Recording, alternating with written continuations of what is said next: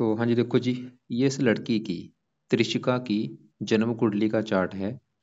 कुंडली इसकी बनी है मिथुन लग्न की और इसकी जो राशि बनी है, राशि इसकी है मीन राशि। अगर मैं कुंडली की बात करूं, कुंडली वैसे मुझे काफ़ी अच्छी लगी है, लेकिन इसके देखो जी ग्रह ऐसे हैं जो कि चलित कुंडली में अगले ग्रहों के फल देंगे। जैसे कि इसका राहु यहाँ पे बैठा है 5वें घर में, लेकिन वो चलित में जाएगा 6ठे घर के ऊपर। चंद्रमा बैठे 10वें घर में, चलित में जाएगा 11वें घर के ऊपर। और ये जो चारों ग्रह बैठे हैं 11वें घर में, इनका आधे से ज्यादा हिस्सा है 12वें घर के ऊपर। और ऐसे ही 12वें घर में जो गुरु बैठा है, वो बड़ा हिस्सा पहले घर के ऊपर है। तो ये मतलब ऐसा क्यों हो रहा है? क्योंकि इसका जो लगन है, बिल्कुल देखो जी, आपको मैं लगन दिखाता हूँ। ऐसी दिक्कत कब आती है जब लगन, देखो ये पूरा 1 डिग्री का भी लगन नहीं है। लगन में 30 अंश होते हैं। अगर 15 डिग्री का लगन होता है, वो ग्रह बिल्कुल आगे पीछे मूव नहीं करते।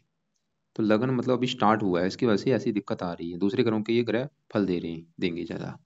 तो पूरा आपको मैं अभी विस्तार से समझाऊंगा।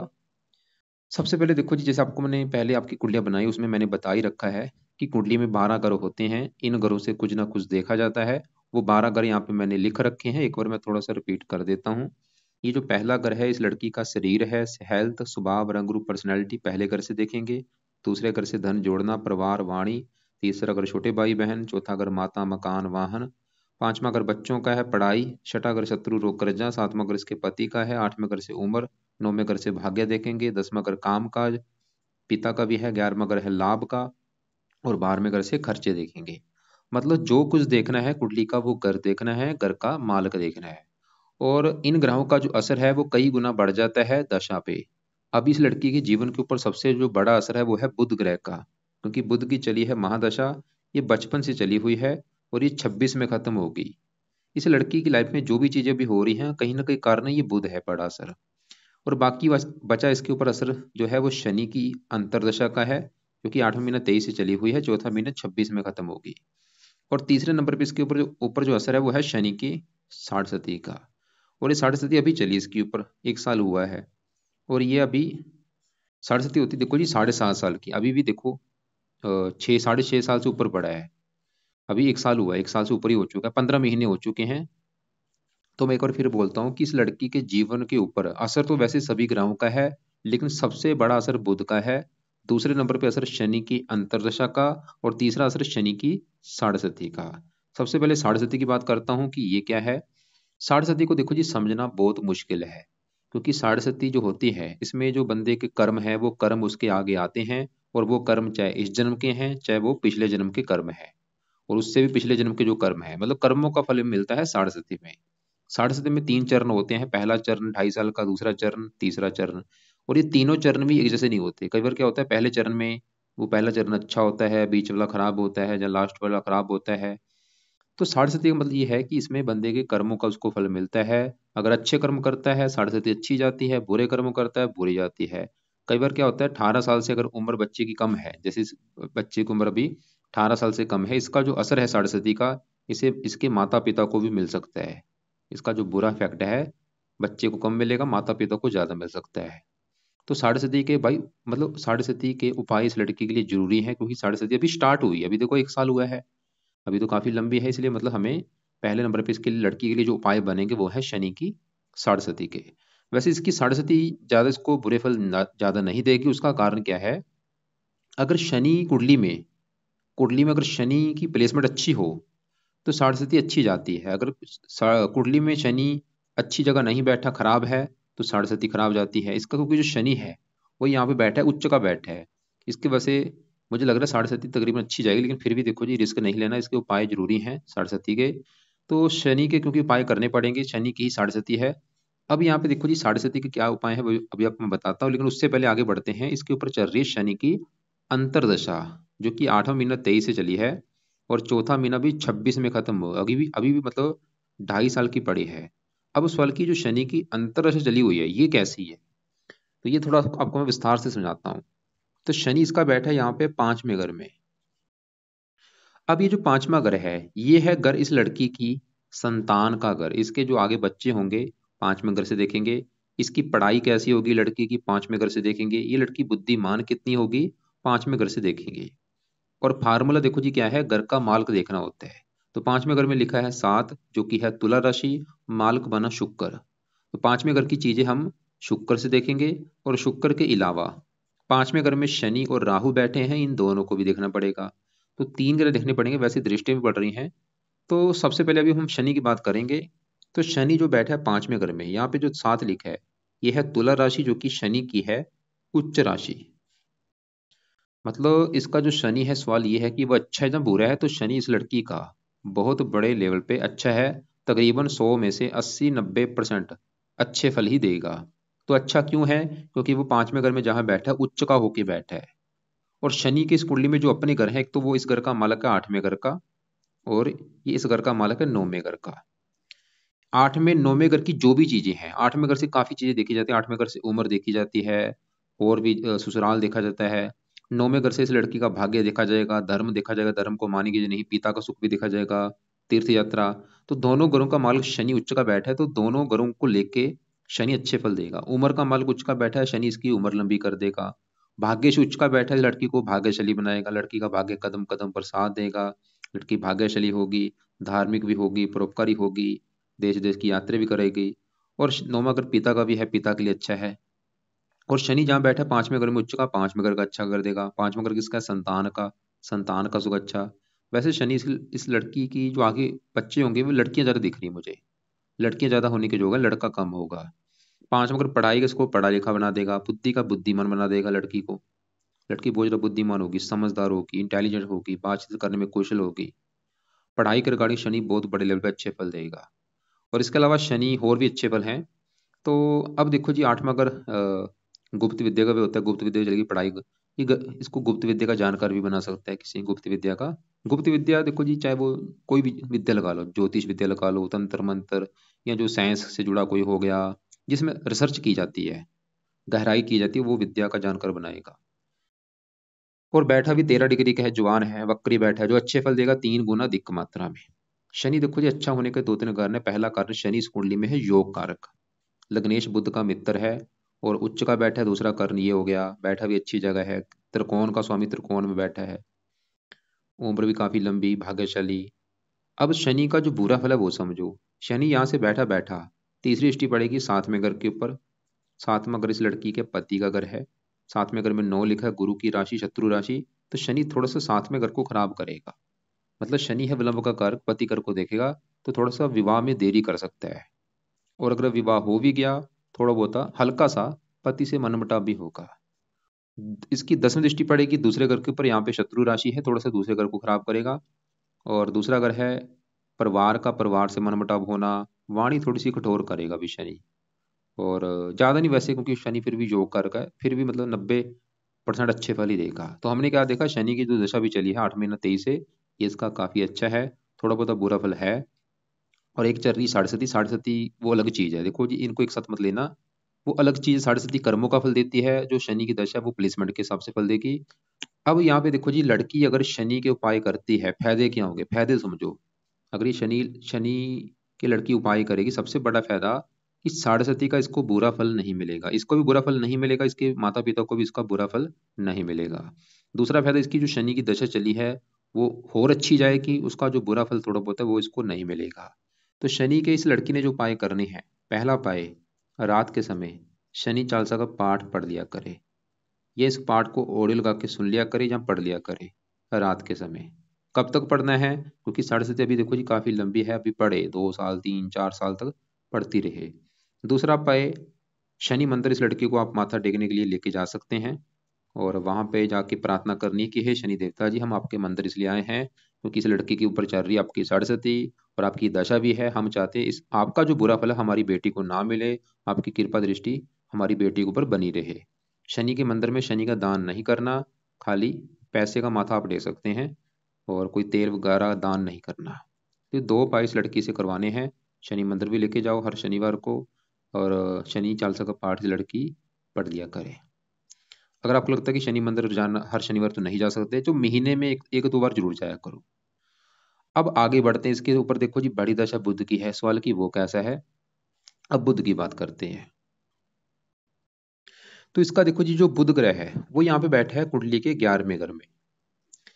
और ये जो 11वां घर है, ये है इस लड़की के बड़े भाई बहनों का घर, आमदनी, इच्छा पूर्ति, लाभ, मित्रों का सुख हो गया, और भी काफी चीजें हैं। अब ये चीजें देखनी है, अगर 11वें घर की चीजें देखनी है तो 11वें घर का मालक देखना पड़ेगा। तो 11वें घर में है एक, एक है मेष राशि, मालक इसका बना है मंगल। तो 11वें घर के मालक मंगल को भी देखना पड़ेगा, और मंगल कहाँ बैठा है, इसी घर में बैठा है। तो 11वें घर के मालक मंगल को भी देखना पड़ेगा, और मंगल के अलावा इसी 11वें घर में बुध भी है, सूर्य भी है, केतु भी है। इन चारों को देख के डिसाइड होगा 11वें घर की चीजों के बारे में। तो सबसे पहले देखो जी, 11वें घर में जो मंगल है, क्योंकि मंगल अपने ही घर में बैठा है, इसे कहते हैं, क्योंकि कोई भी ग्रह जब अपने घर में बैठा होता है, ये एक बहुत अच्छी प्लेसमेंट होती है, और ये योग बन जाता है। योग यहाँ पे मंगल अपने घर में बैठा है, रुच्च का योग बना हुआ है। रुच्च का योग की वजह से ये पंच महापुरुष योग में से उत्तम योग होता है। तो मंगल 11वें घर का तो करेगा अच्छा। मंगल तो ये दिखा रहा है इस लड़की की आमदनी बहुत अच्छी होगी, इसकी इच्छाएं पूरी होंगी, इसको धन लाभ होगा। और मंगल का एक और घर है, वो है ये छठा घर। छठे घर में 8 लिखा है, वृश्चिक राशि, मालक मंगल। छठे घर से भी काफी चीजें हैं, वैसे छठे घर ननिहाल का भी है, इसको ननिहाल से भी लाभ होगा, मंगल ये दिखा रहा है। तो मंगल के और भी कई अच्छे फल हैं। अब देखो जी, मंगल के साथ ही बुध और सूर्य बैठे हैं। अगर सूर्य की बात करूं, वो भी है बड़े लेवल पे अच्छा। क्यों? क्योंकि सूर्य यहाँ पे जो एक लिखा है मेष राशि में उच्च का बैठा है। मंगल की खुद की राशि है, सूर्य की उच्च राशि है, यहाँ पे एक योग भी बना है। एक उच्च का बैठा है, एक अपने घर में बैठा है, तो दोनों मिलकर इस 11वें घर का कर देंगे बड़े लेवल पे अच्छा। और सूर्य इस कुंडली में इस घर का मालक है तीसरे घर का। तीसरा घर लड़की के छोटे भाई बहनों का घर है, पराक्रम, उद्यम, मेहनत, साहस। तीसरा घर पराक्रम का उच्च का बैठा है, ये लड़की बहुत ज्यादा पराक्रमी होगी, मेहनती होगी, उद्यमी होगी, और अपने उद्यम के बल पर भी जीवन में आगे बढ़ेगी। उद्यम के बल पर, मेहनत के बल पर अपनी इच्छाएं पूरी करेंगी, धन कमाएगी। सूर्य दिखा रहा है छोटे भाई बहन का घर है, इसको छोटे भाई बहन को सुख अच्छा मिलेगा। छोटा भाई बहन जो होगा उसका सुख बहुत अच्छा है, सूर्य उच्च का बैठा है क्योंकि। और सूर्य पिता का भी कारक है, पिता से भी लाभ मिलेगा, पिता का सुख अच्छा है, मान प्रतिष्ठा अच्छी देगा सूर्य, क्योंकि मान प्रतिष्ठा का भी कारक है, क्योंकि जिन जो कारक होते हैं उनका भी अच्छा फल देते हैं। और भी काफी चीजें हैं। और यहाँ पे सूर्य भी उच्च का बैठने की वजह से ये भी एक योग बना है, रवि कृत राजयोग बना हुआ है। तो हमने क्या देखा, सूर्य भी अच्छा है और मंगल भी अच्छा है। अब इसी घर में जो बुध बैठा है, सवाल की ये कैसे, तो बुध इस कुंडली में एक तो इस घर का मालक है पहले घर का, और इस घर का मालक है चौथे घर का। पहला चौथा दोनों घरों का मालक बुध है। पहला घर इस लड़की का शरीर है, पहले घर से शरीर देखा जाएगा, शरीर, सेहत, स्वभाव, रंग रूप, पर्सनैलिटी, सर, मस्तक, पहले घर से। और पहले घर में 3 लिखा जो कि है मिथुन राशि, मालक है बुध। तो पहले घर की चीजें देखने के लिए हमें बुध को देखना पड़ेगा, और बुध इस चौथे घर का भी मालक है जो कि इस लड़की के चौथा घर है, माता, मकान, वाहन, भूमि, जमीन, जायदाद, नौकर, चाकर। अब देखो जी, ये जो कुंडली होती है इसमें कुछ ग्रह होते हैं योग कारक, कुछ होते हैं मार्केश। जो बुध है इस कुंडली में है अति योग कारक ग्रह, क्योंकि ये पूरी कुंडली का मालक है, ये लग्नेश है। तो शरीर का मालक बुध देखो जी चला गया 11वें घर में, चौथा घर माता, मकान, वाहन, लाभ के घर में। बुध ये दिखा रहे इस लड़की को माता, मकान, वाहन का सुख अच्छा मिलेगा, माता, मकान, वाहन से भी लाभ होगा, शरीर का सुख अच्छा, शरीर अच्छा, सेहत अच्छी, स्वभाव अच्छा, रंग रूप अच्छा, लड़की बुद्धिमान होगी, समझदार होगी। और बुध क्यों अच्छा है, क्योंकि साथ में सूर्य बैठा, बुध आदित्य योग भी बना हुआ है। अब देखो जी, यहाँ पे बात मेरी गौर से समझो। जैसे मैंने आपको बोला सूर्य यहाँ पे बैठा है उच्च का 11वें घर में, लेकिन सूर्य का जो आधा हिस्सा है चलित कुंडली में, वो है 12वें घर के ऊपर। सूर्य जो फल देगा वो 12वें घर के हिसाब से भी देगा, और 12वें घर के जो फल देगा उच्च राशि के हिसाब से देगा। वैसे तो 12वां घर अच्छा घर नहीं, लेकिन चलित कुंडली में क्योंकि ये उच्च राशि के हिसाब से फल देगा 12वें घर के, इसकी वजह से सूर्य 12वें घर के भी जो फल देगा अच्छे फल ही देगा। और ऐसे ही जो मंगल है ये भी देखो जी 11वें घर में जो अपने घर में बैठा है, इसका भी चलित कुंडली में जो आधा हिस्सा है वो 12वें घर के ऊपर है, और ये 12वें घर के जो फल देगा अपनी मेष राशि के हिसाब से देगा। अब ऐसे जो बुध है इसका वैसे बड़ा हिस्सा ज्यादा नहीं, थोड़ा सा हिस्सा, मतलब 100 में से 30% हिस्सा जो है वो 12वें घर के ऊपर जाएगा। इसकी वजह से शरीर, ये थोड़ा सा बुध जो है अभी, क्योंकि जैसे बुध की दशा है, हल्की सी हेल्थ खराब कर सकता है, हेल्थ को लेके दिक्कतें थोड़ी सी कोई पैदा कर सकता है बुध, जो बुध की अभी दशा चली है। कौन सी दिक्कतें हेल्थ को लेके, मिथुन राशि के जो रोग जो हैं या बुध के जो रोग हैं इस लड़की को हो सकते हैं, थोड़ा बहुत, ज्यादा नहीं वैसे। और ये लड़की जन्मभूमि से दूर जरूर जाएगी, इसके बहुत बड़े लेवल पे योग हैं, ये अपनी जन्मभूमि पर टिकेगी नहीं। और इसको फायदा भी होगा क्योंकि 12वां घर विदेश का भी है। चौथा घर जन्मभूमि चलेगी विदेश के घर में, क्योंकि चौथे घर का मालक बुध है, 12वें घर के ऊपर जाएगा। और इसकी वजह से ही लड़की को जन्मभूमि से दूर जाना पड़ेगा, और फायदा भी होगा, इसका भाग्योदय भी होगा जन्मभूमि से दूर जाके। तो हमने यहाँ पे देखो जी मंगल देखा, बुध देखा, सूर्य देखा। बुध थोड़ा सा जैसे कि मैंने बोला हल्का सा हेल्थ संबंधी दिक्कतें पैदा करेगा भी, जैसे बुध की दशा है और ये अस्त भी है, 12वें घर के जो फल देगा, क्योंकि अस्त भी बैठा है तो ये थोड़ा सा लगन दोष भी बनते हैं। लगन दोष की वजह से लाइफ में स्ट्रगल भी करना पड़ेगा, लाइफ में और भी लाइफ में दिक्कतें परेशानियां आएंगी, आगे बढ़ने में थोड़ी सी दिक्कतें आएंगी। तो बुध का ये जब तक दशा है बुध की, तब तक इसके 2 उपाय जरूर करे, और ये 2 उपाय चाहे लाइफ टाइम भी कर सकती है, लेकिन दशा तक ये उपाय जरूर करने हैं। तो पहला जो बुध का उपाय है, इस लड़की ने बुध कवच का पाठ पढ़ना है सुबह के टाइम, चाहे इसको पढ़ लिया करे, चाहे इसकी ऑडियो लगा के सुन लिया करे। दूसरा उपाय बुध स्रोत का पाठ पढ़ना है। और तीसरा उपाय, बुध के देवता हैं गणेश जी, तो गणेश जी की पूजा उपासना कर लिया करे। खासकर जब तक दशा है भाई, तब तक ये उपाय करवाने हैं, आगे भी आप करवाते रहो, क्योंकि शरीर का मालक है, ये मेन है, गणेश है। बुध का दान हरे रंग का नहीं करना, और बस ये 3 उपाय आपने करवाने हैं। बाकी देखो जी, इसके आगे बढ़ते हैं। हम यहाँ पे केतु भी बैठा है, इसकी अभी हम बात करते हैं, लेकिन उससे पहले हम 12वें घर में अगर देखें तो यहाँ पे शुक्र बैठा है, साथ में बैठा है गुरु। पहले मैं अगर गुरु की बात करूं कि वो कैसा है, अब यहाँ पे जो गुरु है ये कहाँ बैठा है, देखो जी 12वें घर में। लेकिन अगर इसको मैं चलित कुंडली में देखूं, इसका जो 95% हिस्सा है, 95% हिस्सा, वो है पहले घर के ऊपर। मतलब बैठा 12वें घर में, लेकिन ज्यादा फल जो देगा पहले घर के हिसाब से देगा, और पहले घर के जो फल देगा वो वृष राशि के हिसाब से देगा। सवाल ये है कि गुरु अच्छा जब बुरा है, तो गुरु अगर 12वें घर के फल देता फिर तो इसने देने थे बुरे फल, लेकिन पहले घर के ऊपर आने की वजह से गुरु अच्छे फल देगा। क्या अच्छे फल देगा? गुरु जिन घरों का मालक है वो है 7वें घर का मालक, जो कि है पति का घर, डेली की इनकम का घर। और 7वें घर में 9 लिखा, 9 है धनु राशि, मालक गुरु। तो पहले घर के ऊपर आने की वजह से गुरु ये दिखा रहा है कि इसको पति का सुख अच्छा मिलेगा, पति के आने से इसकी किस्मत भी चमकेगी। और गुरु 10वें घर का भी मालक है, जहाँ पे 12 लिखा है, मीन राशि। 10वां घर काम काज, पिता, सरकार, मान प्रतिष्ठा। सर के ऊपर जाने की वजह से काम का चला गया सर के ऊपर, पिता सर, इसको काम काज का सुख अच्छा मिलेगा, पिता का सुख अच्छा, मान प्रतिष्ठा अच्छी। गुरु के जो गुण है इस लड़की में पाए जाएंगे। गुरु के जो गुण है, गुरु के गुण क्या होते हैं? गुरु है धर्म का कारक। गुरु इस लड़की को धार्मिक बनाएगा, परोपकारी बनाएगा, दानी बनाएगा, विद्वान बनाएगा, ज्ञानवान बनाएगा। ये बहुत ज्यादा मतलब ज्ञानी होगी, समझदार होगी। जैसे बुजुर्गों का ज्ञान होता है, ऐसे इसमें ज्ञान होगा। और गुरु चर्बी का भी कारक है। जब भी गुरु लगन में आता है, ऐसे जो लोग होते हैं इनका वेट ज्यादा भी होता है, वेट बहुत ज्यादा होता है इनका, इसका वजन भी बढ़ाएगा ये, थोड़ा बहुत बुरा फल भी है। और बाकी और भी गुरु के अच्छे फल हैं, क्योंकि पहले घर से 5वें घर को देखा, संतान के लिए अच्छा होगा, पढ़ाई के लिए अच्छा, अपने घर को देखा, पति के लिए अच्छा। तो हमने देखो जी गुरु देखा वो अच्छा है। अब साथ में जो शुक्र है, शुक्र देखो जी बैठा है 12वें घर में, लेकिन ये 12वें घर के फल देगा, क्योंकि इसकी देखो डिग्री 2 है। गुरु 24 डिग्री का है ये, देखो जी। आपको आपके मन में होगा कि मैं इसे कैसे बता रहा हूँ कि इसका हिस्सा इधर है उधर है। यहाँ पे देखो ये चार्ट होता है ग्रह से ग्रह का। यहाँ पे देखो गुरु है, ये जो ये 12वें घर के ऊपर 27 डिग्री है, और गुरु लगन के ऊपर आ रहा है 54, मतलब बड़ा हिस्सा इसके। शुक्र देखो 12वें घर में 5, हासिला गुरु का ज्यादा है। ये चार्ट होते हैं, इनसे देख के पता चलता है कि देखो यहाँ पे गुरु लगन के ऊपर आ रहा है, शुक्र उसी घर के ऊपर है। अब शुक्र की बात करें तो शुक्र 12वें घर में बैठा है, 12वें घर की फल देगा, और शुक्र अच्छे फल देगा, क्योंकि 12वें घर में जो ये बैठा है ये अपने ही घर में बैठा है। और वैसे भी शुक्र 12वें घर में अच्छे फल देता है, और बैठा भी यहाँ पे अपने ही घर में है, जो 2 लिखा है वृष राशि में। और शुक्र का और घर है वही 5वां घर, जहाँ ये शनि बैठा है। 5वां घर था संतान का, पढ़ाई का, बुद्धि का। 5वां घर पढ़ाई, पढ़ाई चलेगी 12वें घर के ऊपर, ये विदेश का भी घर है। ये पढ़ाई के लिए विदेश भी जा सकती है, या घर से दूर जाके भी पढ़ाई कर सकती है। शुक्र वैसे इसको पढ़ा लिखा तो बनाएगा ही, बुद्धिमान, संतान का सुख अच्छा।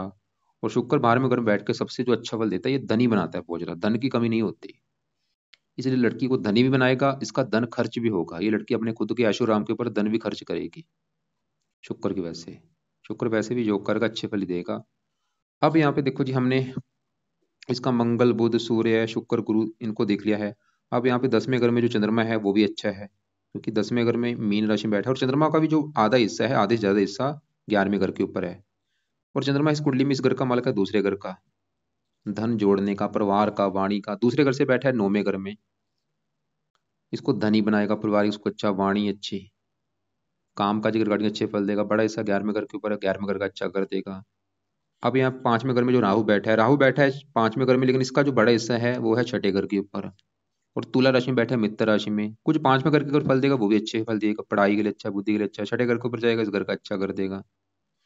ऐसी कुछ कुंडलियां जो होती हैं, जो चलित कुंडली में अगली ग्रहों की ऐसी कुंडली देखने में मुश्किल भी बहुत ज़्यादा होती है, क्योंकि दूसरे बंदे को समझ नहीं आता कि मैं क्या बता रहा हूँ। लेकिन सिंपल सी बात यह है कि कुंडली कैसी है।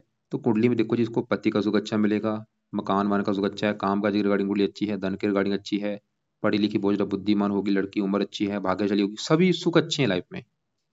कुंडली मुझे अच्छी लगी, कोई ऐसी दिक्कत नहीं है।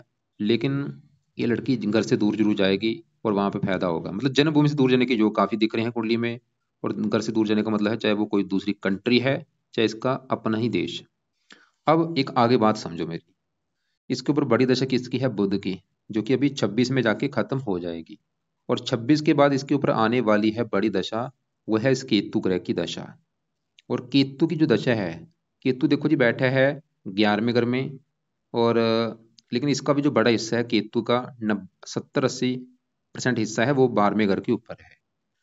अब ये जो केतु क्या है, सवाल की अच्छे फल देगा जो बुरे। देखो जी, कुंडली में जो राहु केतु होते हैं, इनकी जब दशा आती है ये लाइफ में दिक्कतें पैदा करते हैं। खासकर राहु ज्यादा दिक्कतें पैदा करता है, केतु चलो इतना नहीं करता। लेकिन केतु 12वें घर में अच्छे फल भी ये देता है, ये मोक्ष के लिए बहुत अच्छा होता है। ऐसे लोगों को मोक्ष बहुत मिलता है। मतलब ऐसे जो लोग होते हैं धार्मिक होते हैं, धार्मिक परोपकारी होते हैं, जन्म मरण के जो गेड़ होता है उससे मुक्त हो जाते हैं जब केतु 12वें घर में होते हैं। तो केतु लेकिन थोड़ा सा भार अपनी अपनी दशा में ये खर्चे भी बढ़ाएगा, कुछ हल्का सा थोड़ा बहुत बुरा फल दे सकता है। लेकिन आपने क्या करना है, जब केतु की इस लड़की के ऊपर चलेगी दशा, तो केतु के आपने उपाय करवाने हैं उस समय, अभी नहीं, 26 के बाद एक दो उपाय करवा लेना ताकि वो दशा और अच्छी जाए, बुरा फल ना मिले।